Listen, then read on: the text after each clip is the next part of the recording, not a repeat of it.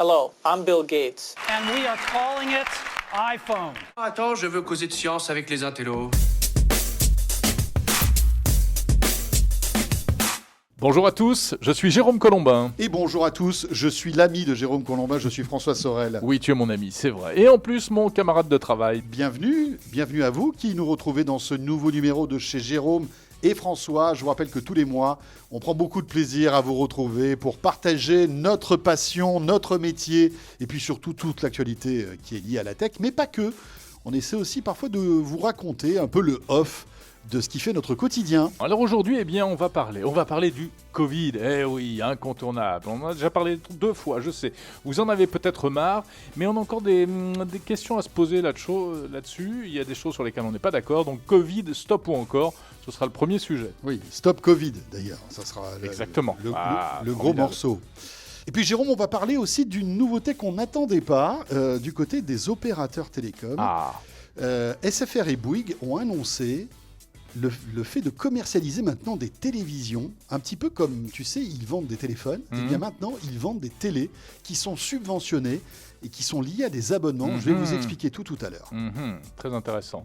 Et puis, on fera 2 focus sur 2 produits chouchous actuellement pour nous, des produits high-tech qui nous ont bien plu. Toi, François, c'est un smartphone, c'est le Oppo Find X2 Pro. Oui.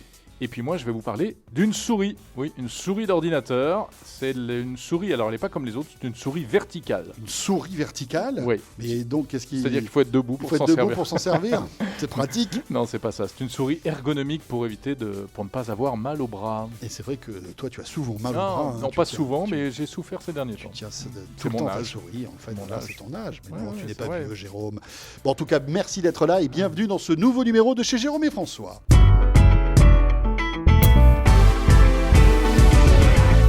Alors, Covid, stop ou encore ? Tu sais que ça, c'est une autre radio qui s'appelle RTL quand même. Bien sûr, c'est pour ça. On salue tous nos auditeurs qui travaillent à RTL, il y en a peut-être. Hein ? Exactement. Première radio de France depuis toujours. Tout à fait. Et stop ou Covid ? Parce que c'est ça l'idée. C'est le fait de se dire que, bon, évidemment, on parle beaucoup du Covid et de l'impact que ça a sur notre quotidien, dans la société. Heureusement, c'est en train de se terminer, même si on ne va pas vendre la peau de l'ours. Hein. C'est sûr. Touchons du bois, Jérôme. Je ne sais pas si la table sur laquelle on travaille actuellement est en bois. Espérons que tout va bien se passer. Mais c'est vrai que le dernier épisode en date de cet épisode Covid, c'est l'appli Stop Covid qui, est sortie, s'apprête à sortir. Là, elle arrive. Là, on est en plein dedans. Elle est en train d'arriver sur les stores. Et c'est incroyable comme cette appli aura fait couler de l'encre. Débat à l'Assemblée nationale, débat dans les médias, tout le monde s'est écharpé là-dessus, les experts en sécurité, les pour, les contre. Les politiques, bien évidemment. Les politiques, évidemment, puisque c'est une affaire politique. Tout à fait. Au départ. Tout à fait. Puisque ça a été lancé par les pouvoirs publics. Alors, on peut se dire qu'on en a marre de cette histoire-là, on voudrait passer à autre chose, on en a trop parlé, sans doute comme nous, vous avez envie plutôt de vous intéresser à l'été, au beau temps qui arrive, etc. Malgré tout, c'est un sujet super intéressant. Et c'est vrai que cette appli, on ne va pas revenir sur comment elle fonctionne, les risques éventuels sur la vie privée. Ça, on vous le raconte dans d'autres émissions de nos médias, sur 01 TV, etc. Non, mais peut-être là, se poser la question, est-ce que finalement, cette appli va servir à quelque chose ? Parce que c'est la question principale qu'on peut se poser. Est-ce que finalement, tout ce bruit, tout ce brouhaha qu'il y a eu autour de cette appli, est-ce que ce n'est pas finalement beaucoup de bruit pour rien ? Alors, en effet, il y a beaucoup de conditions qui devraient être remplies pour qu'elle fonctionne. Alors, d'abord, est-ce qu'il y a encore le virus ? Première chose. C'est la première chose, puisqu'apparemment, et heureusement, si l'épidémie se termine, bien finalement, s'il n'y a plus de malades, l'appli n'a pas de sens. Ensuite, il y a la question de l'adoption, c'est-à-dire que pour que ça marche, il faudrait qu'un maximum de gens l'adoptent. Il y a plusieurs chiffres qui ont circulé, on a parlé de 60%, 70%. Le ministère du numérique dit non, c'est pas la peine, avec 10% déjà, ce serait significatif. Bon, on ne sait pas combien de personnes vont l'installer. Est-ce que tu vas l'installer, toi ? Écoute, je vais l'installer, mais je l'installerai, je pense, par curiosité journalistique, pour voir ce que ça donne. Mais si j'étais un citoyen lambda, je me poserais la question, en fait. Parce que c'est vrai qu'aujourd'hui, On a plusieurs préoccupations. L'autonomie de son téléphone, est-ce que ça va pas bouffer la batterie de mon téléphone? Oui, mais alors cette ça, histoire de apparemment, Bluetooth. ils ont réglé le problème. Oui, mais ils me le disent. Mais est-ce que j'ai envie de tenter le coup? Tu vois, déjà, en général, on se plaint de ne pas avoir assez de batterie sur son téléphone. Là, enfin, en tout cas, il y a des chances pour que ça empire. Et puis, je me dis, est-ce que ça a un sens aujourd'hui? Est-ce que je vais croiser d'autres personnes qui ont cette application? Est-ce que tu hésites parce que tu te dis que ça sert peut-être à rien, ou est-ce que tu hésites parce que tu as peur? Non. Parce qu'il y a des gens qui ont peur. Non, j'ai pas peur. J'ai pas peur. J'ai pas peur que les gens exploitent mes données. Tu sais, je vais te dire un truc. Ça fait 10 ans, 15 ans que tout le monde exploite nos données. Hein, les cartes bancaires, les smartphones, la géolocalisation, enfin la triangulation. Donc franchement, moi j'ai tiré un trait. J'ai fait mon deuil là-dessus. Non, mais même... C'est pas une application en plus où tout est sécurisé, où tout est crypté. Même mon identité est cryptée, hein, d'après ce que j'ai compris. Donc franchement, j'ai pas peur. Ton identité n'est même pas exploitée. Elle est même pas exploitée. On n'a pas besoin de se loguer. Hein, on ne crée pas de compte pour utiliser l'application. Donc vraiment, mais c'est complètement paradoxal. C'est-à-dire que le débat s'est enflammé autour de la question des données, alors que c'est probablement l'application la plus inoffensive qu'on puisse avoir sur son smartphone. Mais encore une fois, parce que il y a des gens qui ont raconté n'importe quoi, Jérôme. Et on le sait, toi et moi, on a eu tout de suite des réactions de personnes qui n'y comprenaient rien et qui se servaient de cette excuse pour rayonner, pour agiter et pour réveiller des peurs, bien évidemment. Et encore une fois, cette application ne sait pas qui vous êtes, ne va communiquer aucune information vous concernant. Donc, franchement, c'est un faux débat. C'est un faux débat. Mais et on ne le répétera jamais assez. Alors, un faux débat, c'est là où moi, je ne suis pas d'accord avec toi, parce que c'est important quand même, toutes ces questions de vie privée, de traitement des données. On ne peut pas se satisfaire et se faire une raison du fait que nos données puissent être exploitées abusivement. Hein, en fait. Donc c'est important, mais le débat, il a eu lieu. Mais l'appli en elle-même, franchement, il n'y a aucune inquiétude à avoir. Moi, je vais l'essayer, je vais l'installer aussi. Et c'est vrai qu'il y a eu des torrents de fake news, il y a des choses incroyables. Donc, il y a par exemple cette pseudo-information qui a circulé sur Facebook. Attention, l'application récupère vos contacts. Mais c'est totalement faux. Mais ce qui est terrible, c'est qu'il y a des personnages politiques. C'est remonté à l'Assemblée nationale parce que Jean-Luc Mélenchon, à la tribune, a fait une remarque qu'il laissait entendre qu'il accréditait cette fake news. Bien sûr. Disant si vous installez l'appli, s'il vous plaît, enlevez-moi de votre... Alors, j'ai rien contre Jean-Luc Mélenchon. Non, c'est pas la question. Mais encore une fois, c'est quelqu'un qui ne vérifie pas ces informations et qui, dès qu'il trouve quelque chose qui va à l'encontre, en fait, du gouvernement ou alors du bord politique opposé, eh bien, s'en sert. Mais alors, ça, c'est de bonne guerre. Hein, ça a toujours été comme ça en politique. Ouais, mais il aurait dû vérifier l'information quand même. Il n'a pas des conseillers dans le numérique, ce monsieur? Mais je pense que c'est pas le problème en réalité. C'est que voilà, c'est une info, c'est dans l'air du temps, c'est au conditionnel, donc ça fait rien. Et puis je vais le balancer. Et puis je vais le balancer, puis on verra bien. Et puis personne ne va rien comprendre dans l'Assemblée de toute façon. Exactement. Ça va passer. Il y a une autre fake news qui circule. Moi, j'étais sur le... sur le... Est-ce que tu sais qu'il y a des messages qui te disent « Attention, il y a déjà un traceur Covid sur votre smartphone depuis les dernières mises à jour. Voici comment le désactiver. » Et effectivement, si tu vas dans les réglages de ton iPhone ou de ton Android aujourd'hui... Tu as dans les paramètres un truc qui s'appelle Covid. Mais c'est quoi? C'est le fameux dispositif qui a été mis en place par Apple et Google pour permettre de créer une application Covid. Mais ce n'est pas utilisé en France. Ce n'est pas utilisé en France. Donc, il n'y a rien à désactiver en France. Et deux...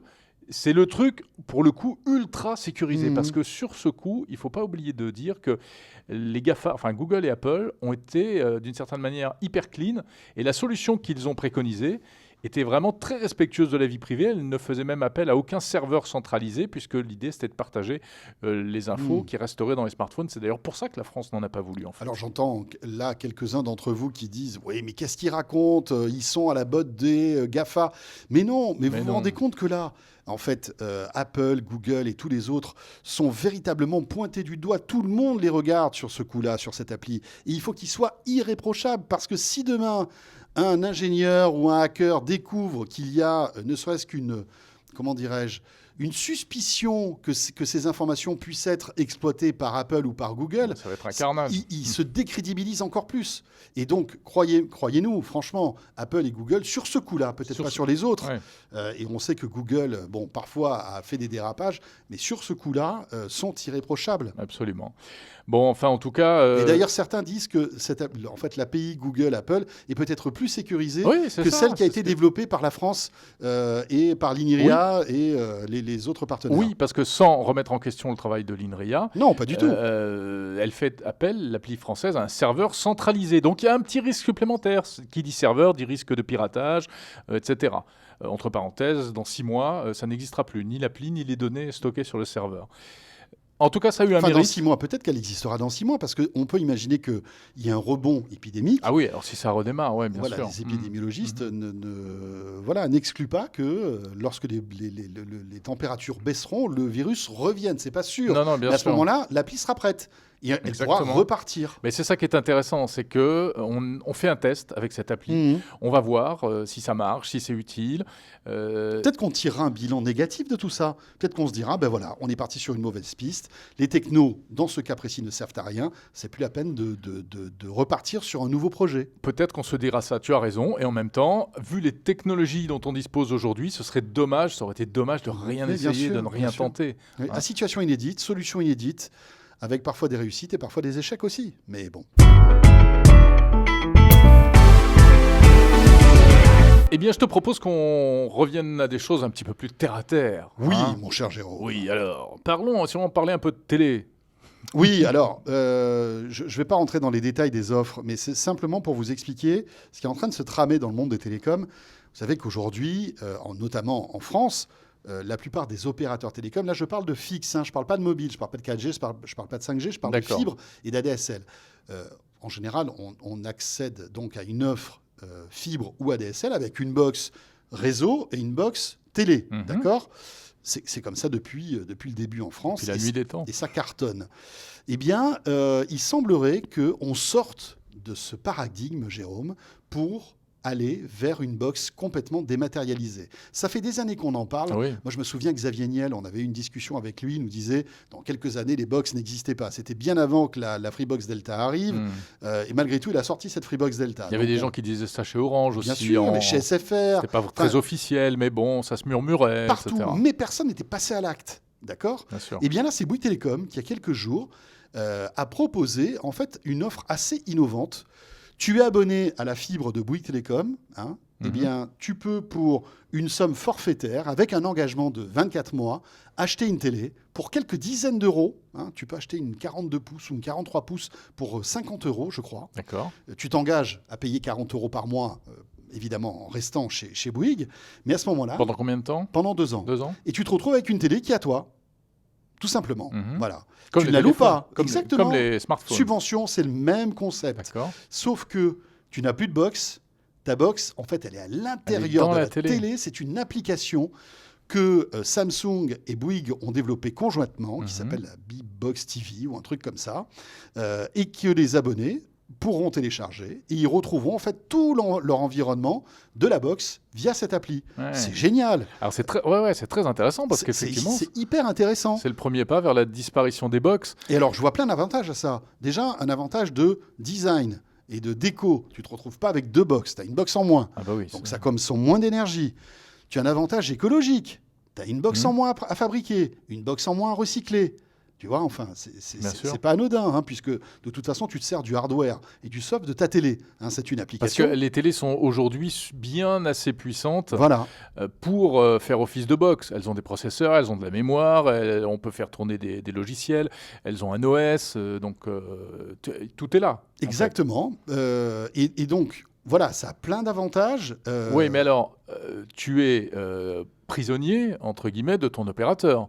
C'est-à-dire que ta télé, elle ne fonctionne qu'avec Bouygues. Non, pas du tout. C'est-à-dire que tu vas pouvoir avoir les applis normales. MyCanal, oui, Molotov, mais si demain tu alors, après, tu t'engages pour 2 ans. Tu t'engages pour 2 ans, Jérôme, rester abonné, d'accord. Voilà. Mais au bout de 2 ans, tu jettes pas ta télé. Non, mais tu peux très bien désinstaller l'appli B-Box et installer Molotov, par exemple, qui te proposera les chaînes de télé normales. C'est une télé tout à fait normale, hein, sauf qu'elle a une application supplémentaire. Si tu veux recevoir la télé d'Orange, par exemple, dans ce cas-là, tu vas brancher une box Orange, on est d'accord. Oui, mais ça sera dans 2 ans, parce qu'il faudra que tu attendes la fin de ton engagement, en fait. J'entends bien. Ouais. Mais après, oui, tu peux brancher n'importe quelle box dessus. N'importe quelle box. Bien mais sûr. on n'est pas encore au stade où tu achèteras ta télé et tu pourras switcher d'un opérateur à l'autre. Mais pourquoi pas ? Sans box. Qui te dit que d'ici 2 ans, il n'y a pas Orange qui va lancer ça aussi ?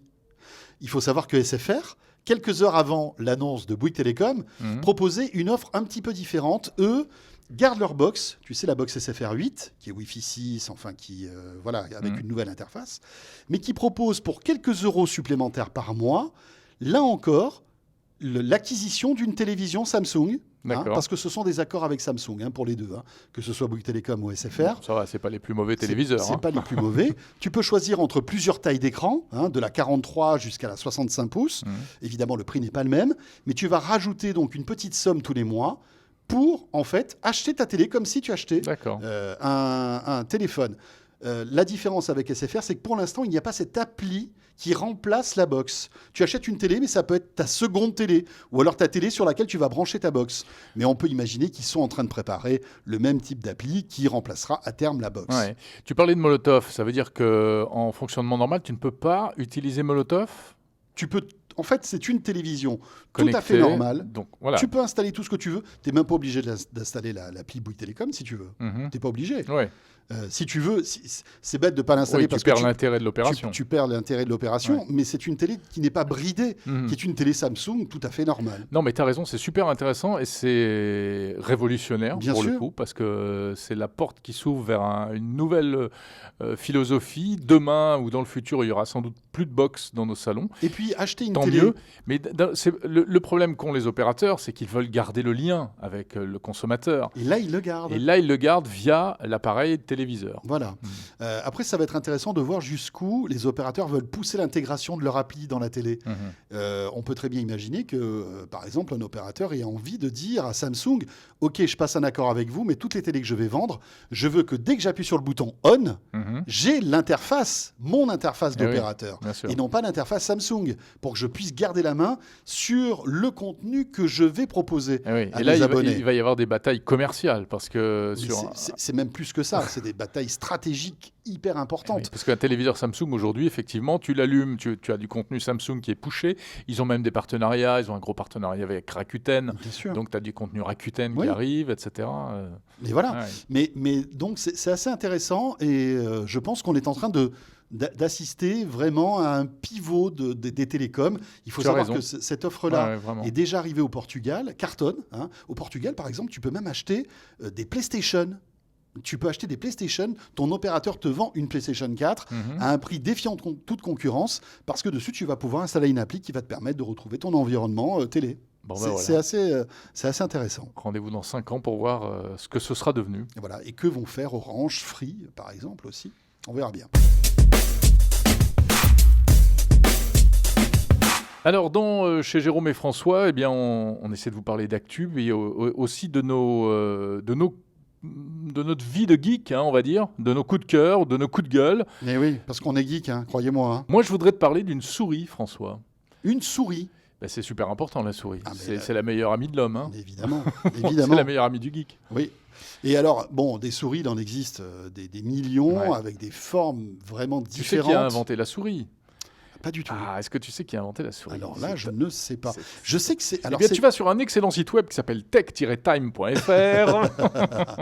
C'est pas toi qui as commis ce site, si, Jérôme. Absolument. Et tu sauras tout sur la souris. Et l'inventeur de la souris, c'est un monsieur qui s'appelle Doug Engelbart. Là, je me connecte parce que je voulais vérifier la date. C'est pas un gars de chez IBM, ça ? C'était un gars non, c'était un gars de Xerox, je crois. Doug Engelbart, il était du Stanford Research Institute. Et c'est un type génial qui a inventé plein de trucs et qui a fait un truc qui s'appelait la mère de toutes les démos. la toute première keynote de l'histoire des technologies en 1968. Tu te rends compte? Et cette vidéo, alors c'est une parenthèse, hein, mais je vous la conseille. Allez la voir sur Twitter, sur YouTube. Vous tapez mère de toutes les démos. C'est en 68. C'est extraordinaire. Il y a tout ce qu'on va découvrir. Et ensuite, vous découvrirez la souris, l'interface graphique. Qu'est-ce qu'il y avait d'autre? Toutes les technologies qui seront ensuite implémentées dans ce qu'on connaît aujourd'hui dans notre univers quotidien.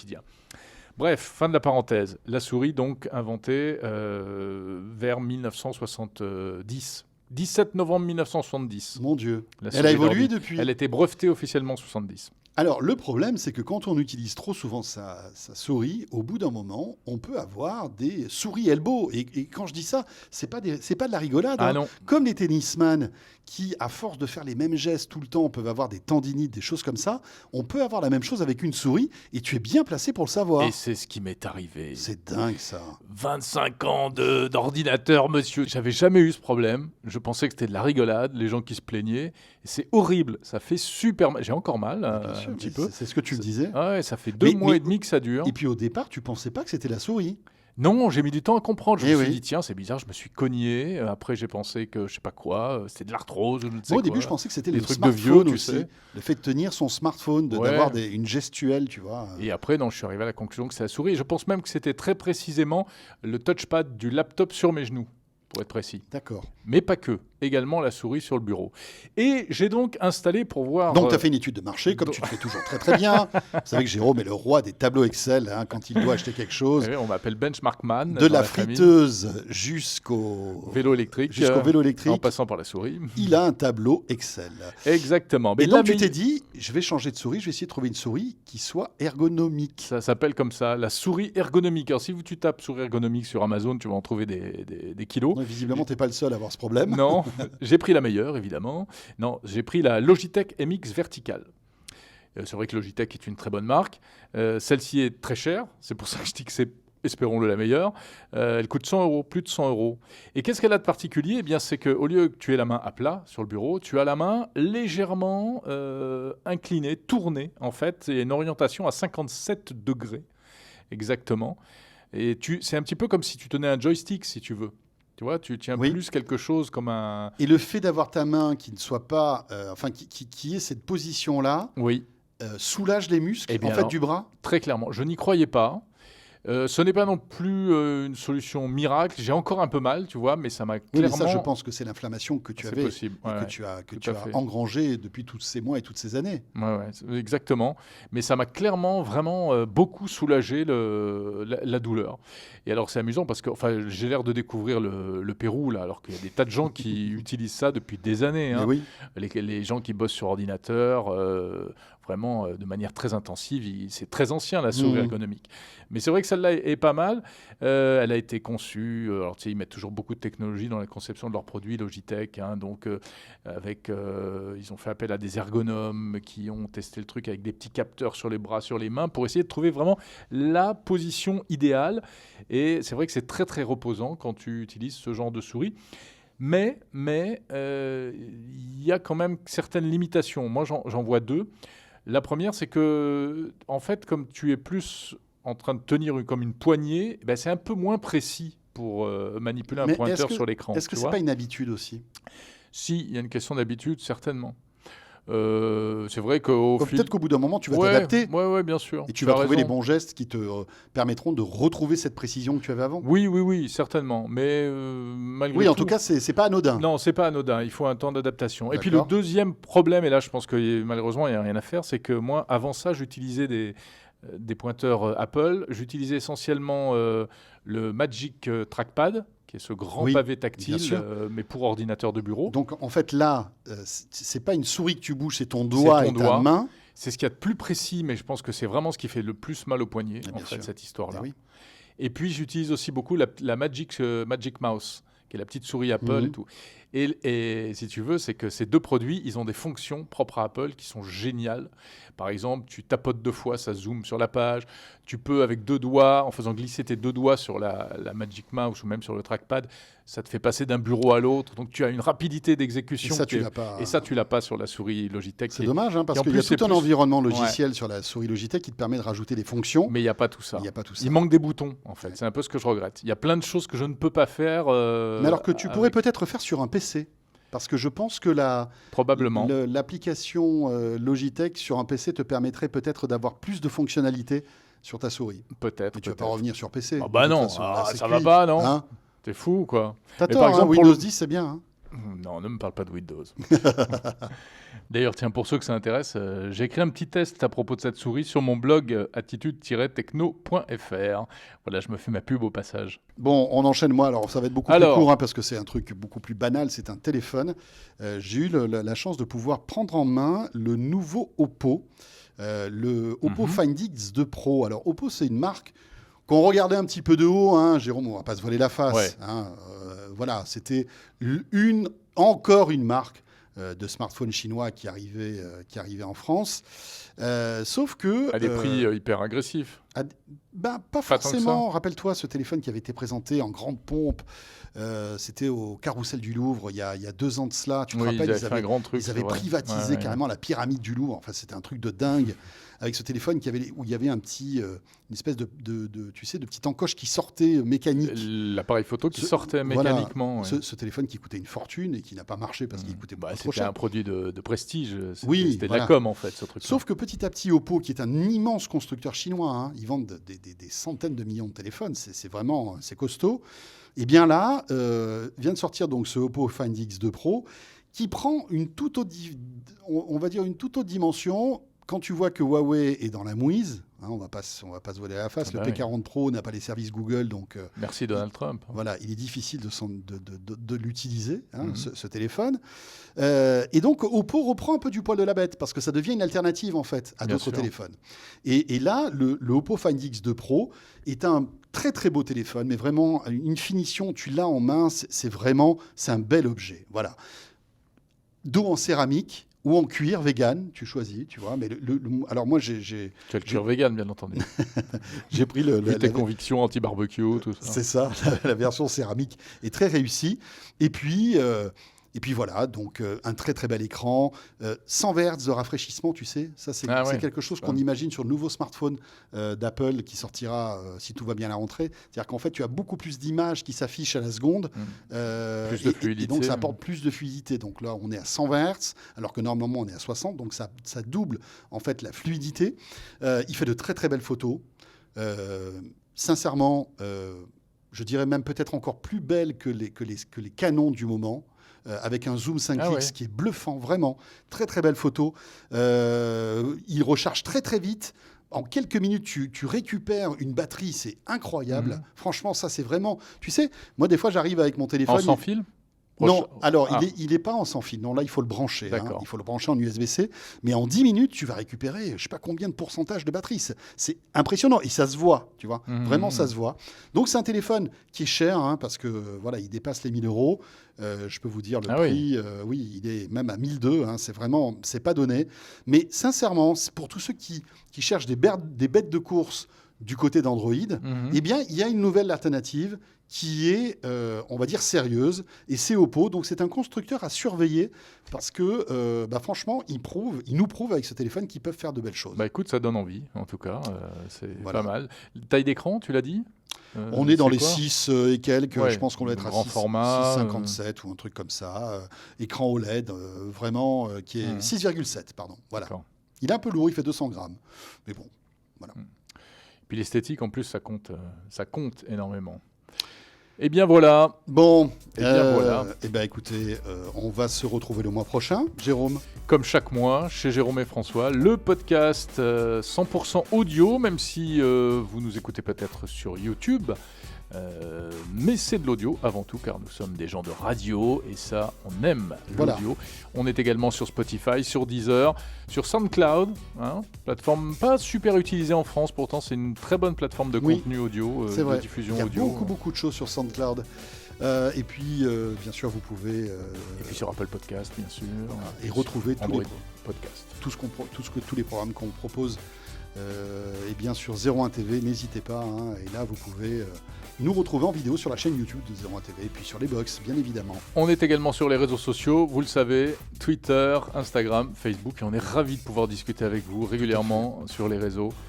On adore recevoir vos commentaires. Sachez qu'on lit peut-être pas tout, mais on lit beaucoup de choses. Et il y a beaucoup de choses qui nous remontent. Et ça a toujours de l'importance. On lit quasi tout et on répond pas à tout. Voilà. C'est ça le problème. Mais en tout cas, on vous lit et on vous écoute. Merci en tout cas de nous avoir suivis. Et on se retrouvera le mois prochain. Le mois prochain, si tout va bien, Jérôme, on sera en maillot. J'espère. En tout cas, c'est déjà bronzé, ça m'énerve un peu. Allez, porte-toi bien, François. À très vite. Et au mois prochain. Et merci de nous suivre.